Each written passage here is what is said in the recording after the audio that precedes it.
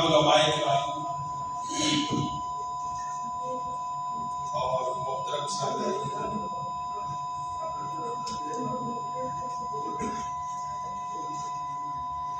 مجھ سے پہلے فاضل علماء اور مقررین نے سیر حاصل گفتگو کی ہے۔ میں سوچ رہا تھا کہ میں یہاں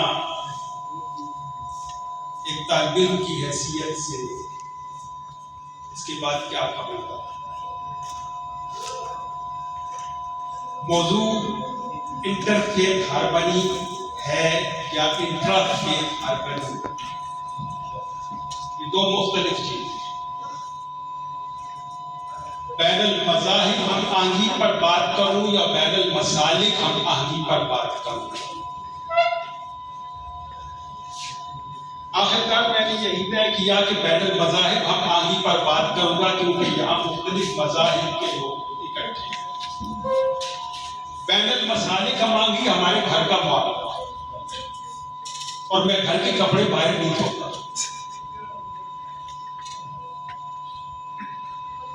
پھر گفتگو یہاں بہت قیمتی گفتگو ہوئی، لیکن ایک لفظ بار بار استعمال ہوا کہ برداشت ہے، عدم برداشت سے اجتناب کیا جائے۔ برداشت وہاں ہوتی ہے جہاں ناگواری کے ساتھ انسان کو کسی کے ساتھ مل جائے، نہ چاہتے میرا پڑوسی فرض کرے بہت برا، لیکن میں اسے برداشت کرتا ہوں، اس سے جھگڑتا ہے۔ لیکن بین المذاہب ہم آہنگی کے لیے تو پرانی اصول اور سنت سے اصول موجود ہیں، کیا ان اصولوں پر عمل کرنا برداشت میں آئے گا؟ ہرگز نہیں۔ ان اصولوں پر عمل کرنا ہی عین اسلام ہے، اور ان اصولوں سے انحراف اسلام کا انکار ہے، برداشت نہیں۔ سب سے پہلا اصول جو اسلام دیتا ہے، جو قرآن دیتا ہے، بین المذاہب ہم آہنگی کے لیے وہ اصول مذہبی آزادی ہے کہ مذہب کے معاملے میں کوئی شخص کسی انسان کے سامنے جواب دہ نہیں، وہ صرف اپنے اللہ کے سامنے جواب دے۔ مجھ سے میرے مذہب کے متعلق کوئی نہیں پوچھ سکتا کہ تم نے یہ مذہب کیوں اختیار کیا، اور میں کسی دوسرے سے اس کے مذہب کے متعلق نہیں پوچھ سکتا کہ تو نے یہ مذہب کیوں اختیار کیا۔ لا اکراہ فی الدین قد تبین الرشد من الغی، کہ ہدایت اور گمراہی واضح کر دی گئی ہے۔ اب جو ہدایت اختیار کرے گا اپنے عقل، اپنی فہم، اپنی بصیرت اور اپنے ارادے سے اختیار کرے گا، اس کا ذمہ دار وہ ہے۔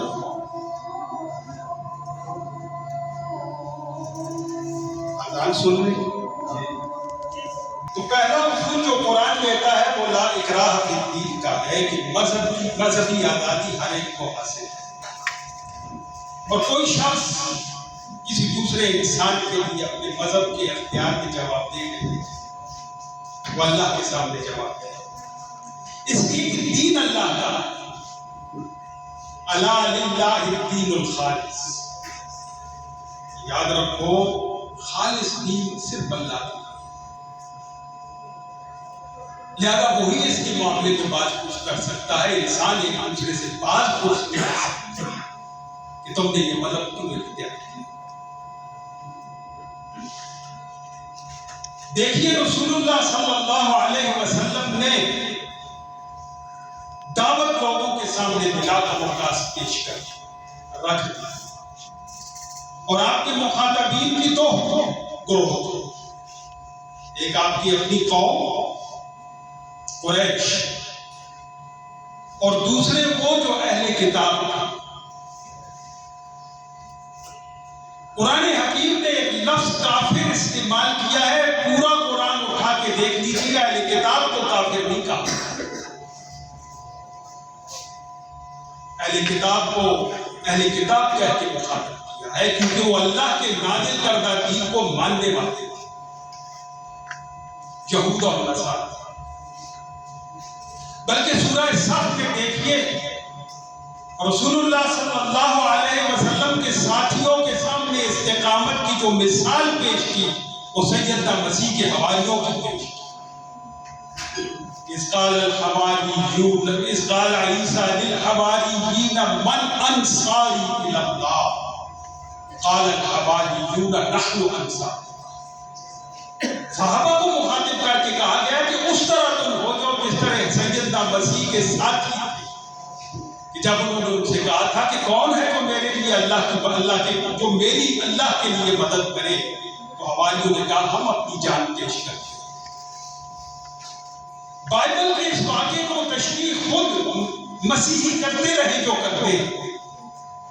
میں قرآن کی روشنی میں یہ اپنا نقطہ نظر کہنا بیان کرنا چاہتا ہوں کہ قرآن نے ان حواریوں میں امتیاز نہیں کیا کہ ایک کو چھوڑ کر باقی کی مثال دی، سب کی مثال دی، اور ان سب پر اللہ کا سلام ہے۔ وہ سارا اللہ کے مقرب بندے ہیں۔ اس سے زیادہ اور کیا آمدنی ہو سکتی ہے کہ قرآن رسول اللہ کے ساتھیوں کے سامنے مثال پیش کرتا ہے تو سیدنا مسیح کے حواریوں کی۔ دوسرا اصول جو قرآن بیان کرتا ہے وہ مساوات ہے، انسانی مساوات۔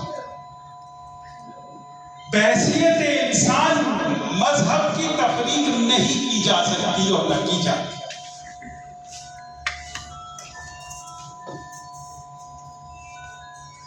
عہدنامہ قدیم کی ایک آیت ہے، میں بطور تنقید کے نہیں بیان کر رہا، میں صرف موازنے کے کر رہا ہوں۔ عہدنامہ جدید کی نہیں، عہدنامہ قدیم کی، اولڈ ٹیسٹمنٹ، کہ اگر تمہارے پڑوس میں ایک یہودی بھوکا رات کو سوتا ہے تو تم آدھا کھانا اسے دو اور آدھا خود کھاؤ، اسے بھوکا نہ سونے دو، یہودی ہو۔ لیکن رسول اللہ صلی اللہ علیہ وسلم کا فرمان ہے کہ اگر تمہارے پڑوس میں کوئی انسان بھوکا سویا تو تمہارا ایمان سلامت ہے۔ بات انسانیت کی، مذہب کی نہیں۔ جان کی حفاظت کی بات آئی تو انسانیت کی بات آئی کہ انسان کی جان کی من احیاہا فکانما احیا الناس جمیعا، جس نے ایک انسان کی جان بچائی اس نے گویا کہ ساری انسانیت کی جان بچائی۔ رسول اللہ صلی اللہ علیہ وسلم کے لیے سب سے بڑا لمحہ آپ کی زندگی کا فتح مکہ کا، حرم میں آپ داخل ہوئے لشکر کے ساتھ، 10,000 قدوسی تھے جو آپ کا ساتھ دے رہے تھے۔ آپ نے کعبہ کا طواف کیا، طواف کرنے کے بعد کعبہ کے دروازے کی چوکھٹ پکڑ کے یہ کہا کہ حرم کعبہ تیری عظمت سب سے زیادہ ہے، لیکن انسانی جان کی عظمت تجھ سے بھی زیادہ ہے۔ انسانی جان کی بات کی، مذہب کی بات نہیں کی۔ اور پھر آپ نے فرمایا کہ من آذا ذمیا فانا حجیجہ یوم القیامہ، جس نے میری مملکت میں، میری سوسائٹی میں، میرے قائم کردہ معاشرے میں، میرے نظم اجتماعی کسی ذمی کو، لفظ کافر استعمال نہیں کیا، کسی ذمی کو یعنی non Muslim citizen, non Muslim subject of the state کو تکلیف دی تو قیامت کے روز میں خدا کے حضور میں اس کا وکیل بن کر مسلمان کے خلاف استغاثہ کریں گے۔ یہاں بھی بات ذمی کی اسے کافر کہہ کے مخاطب نہیں کیا، نان مسلم شہری ہے ہمارے مملکت میں، اور مخاطب بھی جب بھی کیا تو یا ایھا الناس اتقوا ربکم الذی خلقکم من نفس واحدہ، اے انسانوں سب سے ڈرو جس نے تمہیں ایک جان سے پیدا کیا۔ اور یا ایھا الناس انا خلقناکم من ذکر و انثی وجعلناکم شعوبا وقبائل، اے انسانوں ہم نے تمہیں ایک مرد اور ایک عورت سے پیدا کیا۔ اب بتائیے کون سا مذہب ایسا ہے کہ جو انسان کے اوریجن سے انکار کرتا ہے کہ انسان ایک ہی مرد اور ایک عورت سے نہیں پیدا ہوتا؟ یہ صرف قرآن کا دیا ہوا نقطہ نظر نہیں ہے، یہ صرف قرآن کی کہنی بات نہیں ہے۔ بائبل کو اٹھا کے دیکھیے، اس میں بھی وہی سے آباد ہے۔ ہندوؤں کی مذہبی کتابوں کو اٹھا کے دیکھیے، ان میں بھی وہی سے آغاز ہوتا ہے۔ اور پھر اسلام نے جو تیسرا نقطہ دیا وہ رائے کیا ہے؟ رائے میں سب سے بڑی رائے مذہب کو قبول کرنا ہے۔ میں نے اپنی رائے سے ایک مذہب کو قبول کیا، دوسرے نے اپنی رائے سے ایک دوسرے مذہب کو قبول کیا۔ جتنا مجھے حق پہنچتا ہے کہ میں اپنے مذہب کا احترام کرواؤں، اتنا ہی اسے بھی حق پہنچتا ہے کہ اس کے مذہب کا بھی احترام کیا جائے۔ اور اس میں اس حد تک بات کی کہ وَلَا تَسُبُّوا الَّذِينَ يَدْعُونَ مِن دُونِ اللَّهِ عَدْوًا بِغَيْرِ عِلْمٍ وَلَا تَسُبُّوا الَّذِينَ يَدْعُونَ مِن دُونِ اللَّهِ فَيَسُبُّوا اللَّهَ عَدْوًا بِغَيْرِ عِلْمٍ، کہ تم ان لوگوں کی، ان دوسرے مذاہب کی ان ہستیوں کو بھی برا مت کہو جن کی وہ پوجا کرتے ہیں، جن کی وہ عبادت کرتے ہیں۔ بدلے میں آ کر وہ تمہارے اللہ کو گالی دیں گے، اس کی توہین کریں گے، عدوًا بغیر علم، اس دشمنی میں کہ تم نے پہن کی، لہذا اس دشمنی میں وہ تمہارے اللہ پر تنقید کریں گے، تمہاری مقدس ہستیوں پر تنقید کریں گے بغیر علم۔ انہیں علم نہیں ہے، وہ اس حقیقت کو جانتے نہیں ہیں کہ یہ کتنے بڑے مسائل کا منجم ہے۔ اور تمام مذاہب کے بانیان پر ایمان ہمارے ایمان کا جزو بنا کہ ایک مسلمان اس وقت تک مسلمان نہیں ہو سکتا جب تک حضرت آدم سے لے کر رسول اللہ صلی اللہ علیہ وسلم تک تمام انبیاء پر برابر کا ایمان نہ لے آئے۔ لا نفرق بین احد من الرسل، جس طرح ہمارا ایمان محمد صلی اللہ علیہ وسلم کی نبوت اور رسالت پر ہے، اسی طرح کا ایمان ہمارا سیدنا مسیح علیہ السلام کی نبوت اور رسالت پر ہے۔ اگر اس ایمان میں فرق آ گیا تو ہم مسلمان نہیں رہ سکتے، ہمارا ایمان مکمل نہیں ہو سکتا۔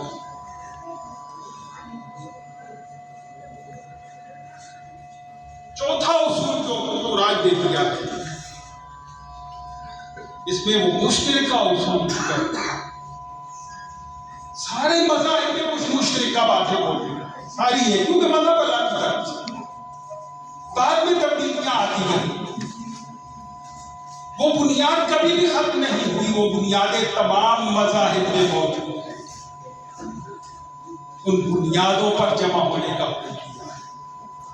قُلْ يَا أَهْلَ الْكِتَابِ تَعَالَوْا إِلَىٰ كَلِمَةٍ سَوَاءٍ بَيْنَنَا وَبَيْنَكُمْ أَلَّا نَعْبُدَ إِلَّا اللَّهَ وَلَا نُشْرِكَ بِهِ شَيْئًا وَلَا نَتَّخِذَ بَعْضُنَا بَعْضًا أَرْبَابًا مِن دُونِ اللَّهِ۔ اے اہل کتاب آؤ، ہم ایک ایسے کلمے پر جمع ہو جاتے ہیں جو ہمارے اور تمہارے درمیان مشترک ہے۔ وہ کلمہ دو حصوں پر مشتمل ہے۔ پہلا وحدت الہ، کہ اللہ کے علاوہ کسی اور کی بندگی نہیں کرے گا، اور دوسرا وحدت انسانیت، کہ آپس میں ایک دوسرے کو رب نہیں بنائیں گے، سارے انسانوں کو برابر سمجھیں۔ انہی دو بنیادوں پر سارے مذاہب کھڑے ہیں، اور انہی دو بنیادوں پر اسلام بھی کھڑا ہے، اور اسی پر دعوت دی جاؤ، اسے اس پر کھڑے ہو جاتے ہیں۔ اور جو پانچواں اصول دیا وہ بھلائی میں تعاون کا اصول، تعاونوا علی البر والتقوی ولا تعاونوا علی الاثم والعدوان، کہ تقوی، نیکی اور تقوی کی بنیادوں پر ایک دوسرے کے ساتھ تعاون کرو، ہر ایک کی نیکی کا اعتراف کرو، برائی اگر اپنے اندر بھی ہے تو اس برائی کو ظاہر کرو، اسے ختم کرنے کی کوشش کرو۔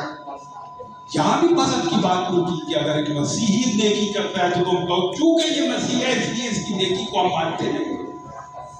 ایک یہودی نیکی کرتا ہے تو کہو کہ چونکہ یہ یہودی ہے ہم اس کی نیکی کو مانتے ہیں، بلکہ ان تمام مذاہب کو بیان کرتے ہوئے فرمایا کہ ان الذین آمنوا والذین ہادوا والنصارى والسابئین من آمن باللہ والیوم الآخر، کہ جو ایمان لائے ہو، جو یہودی ہوئے، جنہوں نے اپنے آپ کو یہودی کہا ہو، جنہوں نے اپنے آپ کو نصرانی کہا ہو، جنہوں نے اپنے آپ کو سابی کہا ہو، یعنی یہ سارے مذاہب کو گنا کر کے فرمایا کہ من آمن باللہ، جو اللہ پر ایمان لاتا ہے، آخرت پر ایمان لاتا ہے، اس کا عمل صالح کبھی ضائع نہ ہوگا، اس کے عمل صالح کا اجر اللہ کے پاس موجود ہے۔ لا خوف علیہم ولا هم یحزنون، نہ اس پر کوئی خوف ہوگا اور نہ ہی وہ غمگین ہوگا، کہ جہاں بھی نیکی ہے، جہاں بھی اچھائی ہے،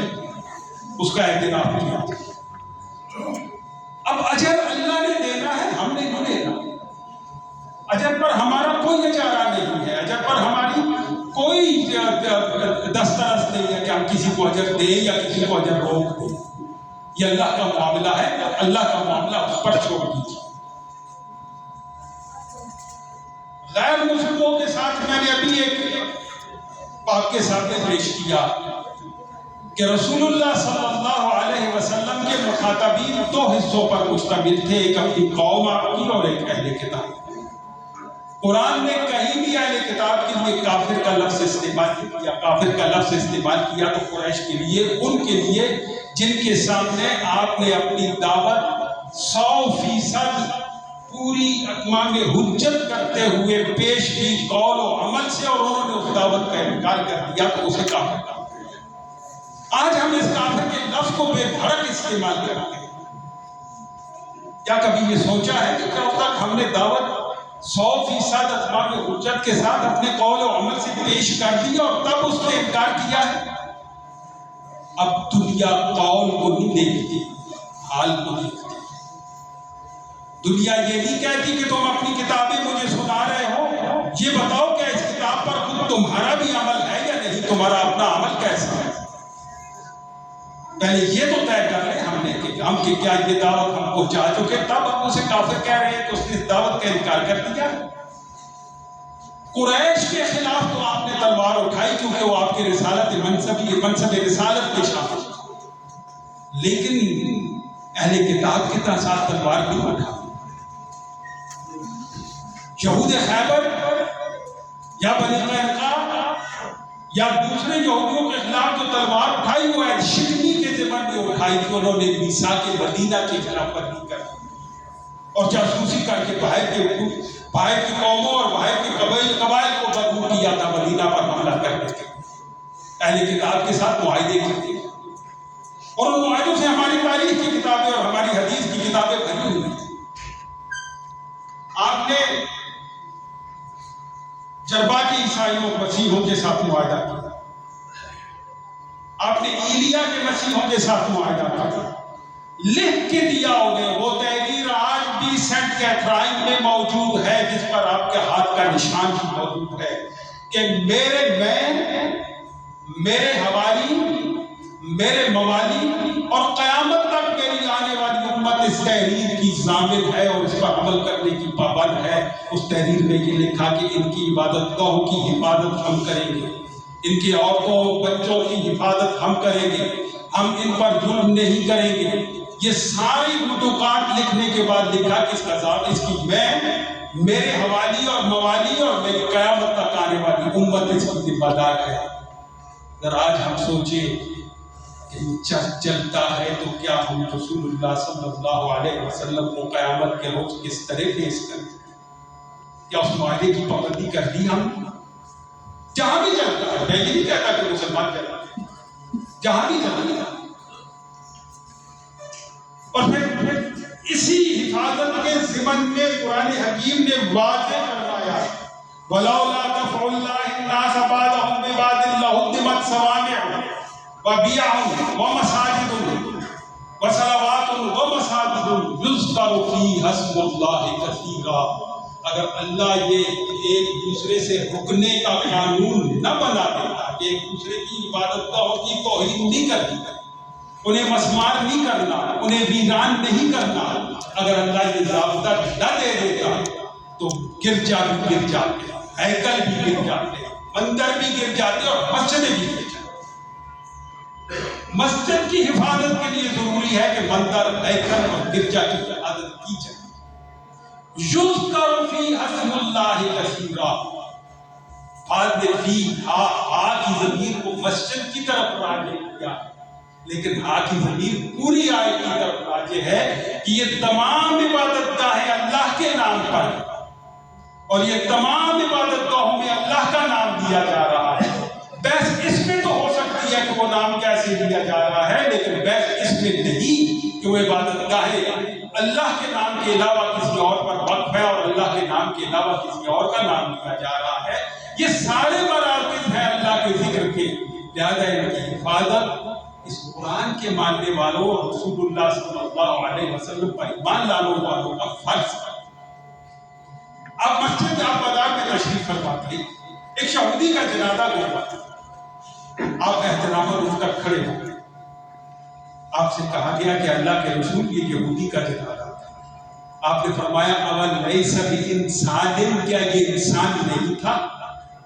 میں انسانیت کے احترام دوں، میں نے اس کی انسانیت کا احترام کیا۔ تو میری گفتگو کا لب لباب اگر میں یہ کہوں تو میں یہ کہنا چاہتا ہوں کہ یہ اصول قرآن کے دیے ہوئے ہیں، ان اصولوں سے انحراف در حقیقت ایمان سے انحراف ہے۔ یہاں برداشت کا لفظ استعمال نہیں ہو سکتا، یہ ہمارے اصول ہیں۔ قرآن نے اور رسول اللہ صلی اللہ علیہ وسلم نے ہمیں یہ تعلیم دی، ہم ان کے ساتھ انہی اصولوں کے مطابق برتاؤ کریں جو قرآن نے دیے، اور وہ اصول رسول اللہ صلی اللہ علیہ وسلم اور قرآن نے بتا دیے کہ یہ naan Muslim citizen of the state ہے، ان کی حیثیت اس سے کم تک نہیں ہے۔ جس طرح ہم ایک اسٹیٹ کے مسلمان شہری ہیں، اسی طرح وہ اس اسٹیٹ کے نان مسلم شہری ہیں، اور دین زبردستی ٹھونسنا ہمارا کام نہیں ہے۔ لست علیہم بمسیطر، رسول اللہ صلی اللہ علیہ وسلم کو بھی فرمایا گیا تھا کہ آپ ان پر داروغہ لیں۔ بڑی مہربانی آپ کی، آپ نے میری اس بکھری ہوئی گفتگو کو سنا۔ امید ہے کہ ان پر تھوڑا سا غیر جانبدار ہو کر غور بھی کریں گے۔ واخر دعوانا الحمدللہ۔